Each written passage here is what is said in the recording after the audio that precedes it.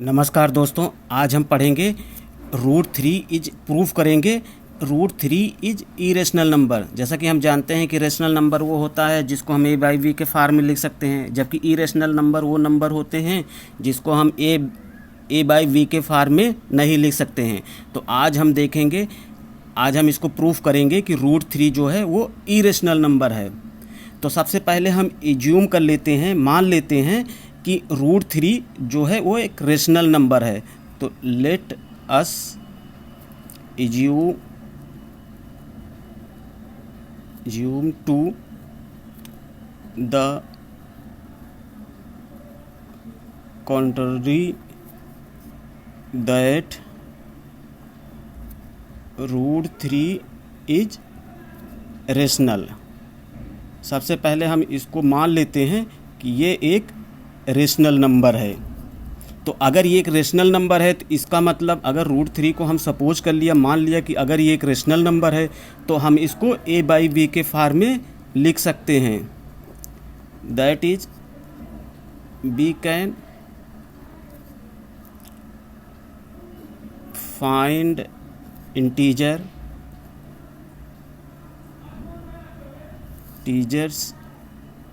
a and b such that √3 equal a/b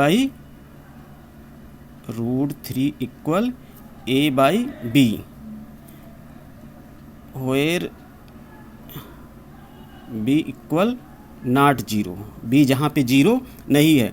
तो सबसे पहले हम √3 को अगर इरेशनल प्रूफ करना है तो सबसे पहले हम मान लेते हैं कि √3 जो है वो एक रेशनल नंबर है। तो रेशनल नंबर है तो हम दो ऐसे इंटीजर फाइंड करते हैं a और b, और उसको हम √3 को लिख सकते हैं a/v के फॉर्म में। क्यों? क्योंकि वो एक रेशनल नंबर बन गया है। अब उसके बाद देखते हैं suppose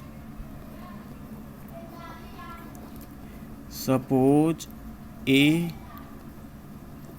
and b have a common factor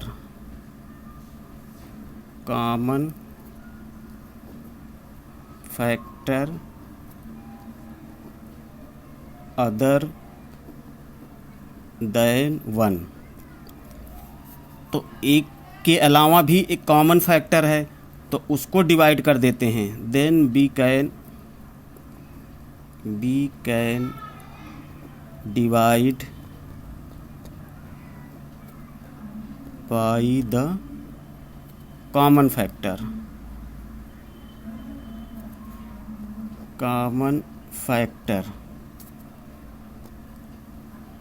and assume that a and b are co-prime। तो सब फिर हम मान लेते हैं कि a और b में एक कॉमन फैक्टर है एक के अलावा, और फिर उसके बाद उसको हम डिवाइड कर देते हैं। तो उसके बाद अब और a और b, a and b are अब को-प्राइम नंबर बन गए। तो इसको हम ऐसे लिख सकते हैं, सो √3 इक्वल a/b। तो इसको हम ऐसे भी लिख सकते हैं √3 b equal a, √3 b equal a। उसके बाद स्क्वायरिंग बोथ साइड, अगर दोनों तरफ हम स्क्वायरिंग कर देते हैं, स्क्वायरिंग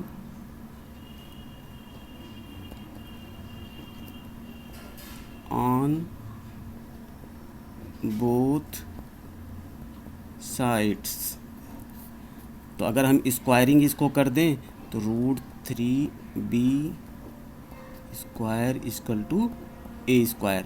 इसका मतलब हुआ 3b square equal to a square.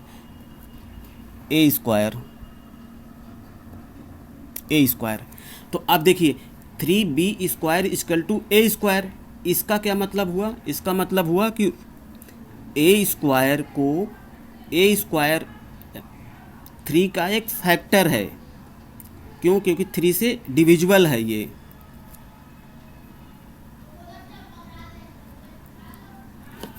इसको ऐसे लिख देते हैं, therefore a square is divisible by 3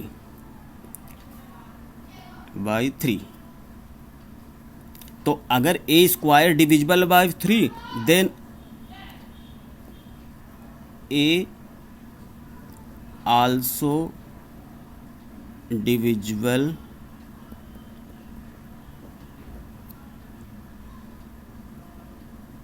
by 3। तो इस तरह अगर ये डिविजिबल है तो ये भी डिविजिबल हो जाएगा। तो इसको हम ऐसे लिख सकते हैं, so we can write A equal to 3c। C क्या है यहाँ पे? फॉर सम इंटीजर सी कोई इंटीजर है। उसके बाद देखते हैं, अगर हम ए की वैल्यू इसको मान लीजिए इक्वेशन फर्स्ट है, अगर हम ए इक्वल टू 3 सी है, अब ए की वैल्यू अगर हम फर्स्ट में रखें, इक्वेशन फर्स्ट में रखें, तो लिखेंगे substituting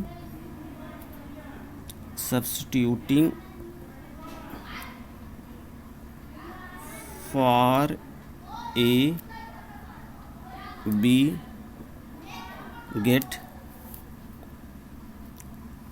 3b square equal to 9c square, और इसको लिख सकते हैं b square equal to 3c square. इसका क्या मतलब हुआ कि इसका भी फैक्टर है, तो this means that b square is divisible by 3 and so b is also divisible by 3, divisible by 3। तो इस प्रकार हम देखते हैं, जबकि हमने ए भी डिविजिबल है 3 से और बी भी डिविजिबल है, जबकि हमने क्या माना था कि ए और बी में जो अदर देन 1 था और इसमें कोई कॉमन फैक्टर को डिवाइड कर दिया था। तो देयरफॉर यहाँ पे लिखिए आप, therefore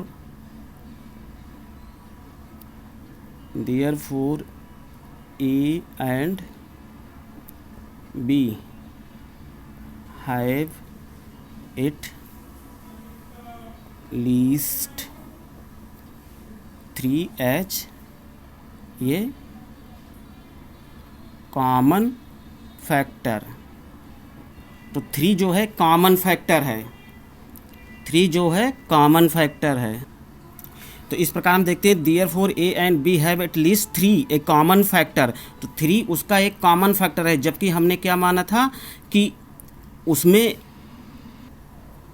जबकि हमने मान के चला था कि this contradicts that factor A and B are coprime. तो इस प्रकार हम इसको ऐसे लिख सकते हैं, तो this but this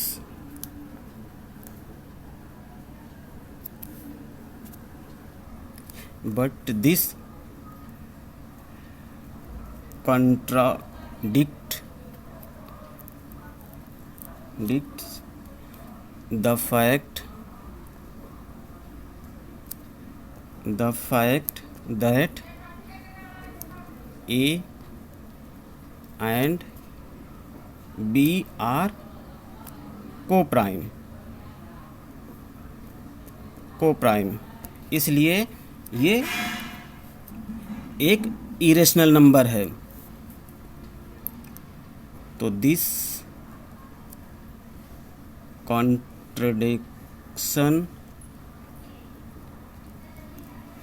contradiction has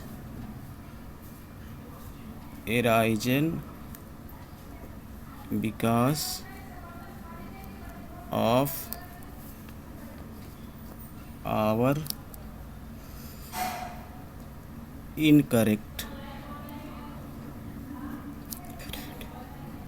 assumption that root 3 is rational। तो ये रेशनल नहीं है। तो इस किस कंक्लूजन पे हम निकलते हैं? तो सो B conclude that root 3 is irrational। तो इस प्रकार आप देखते हैं कि अगर कोई भी क्वेश्चन हो, चाहे यहाँ पे रूट 3 हो, चाहे रूट 2 हो, चाहे रूट 5 हो, अगर इसको हमें प्रूफ करना है कि ये इरेशनल नंबर है तो इसको हम सम में ऐसे कर सकते हैं। सबसे पहले इज्यूम कर लेते हैं कि रूट 3 जो है एक रेशनल नंबर है, फिर उसको हम a बाई बी के फार्म में लिख सकते हैं, फिर सपोज करते हैं कि a b एक कॉमन फैक्टर है एक के अलावा, फिर उन कॉमन फैक्टर को हम डिवाइड कर देते हैं तो a और b को प्राइम नंबर बचता है। और फिर इसके बाद हम इसको करके प्रूफ करते चले जाते हैं कि रूट 3 हो गया। और एट लास्ट में हम देखते हैं कि रूट 3 का जो हम रेशनल मान के चल रहे हैं, को प्राइम नंबर मान के चल रहे हैं, जबकि इसमें 3 एक कॉमन फैक्टर आ जाता है। तो but this contradicts the fact that A and B are co-prime number। तो this contradiction has arisen because of our incorrect assumptions that root 3 is rational।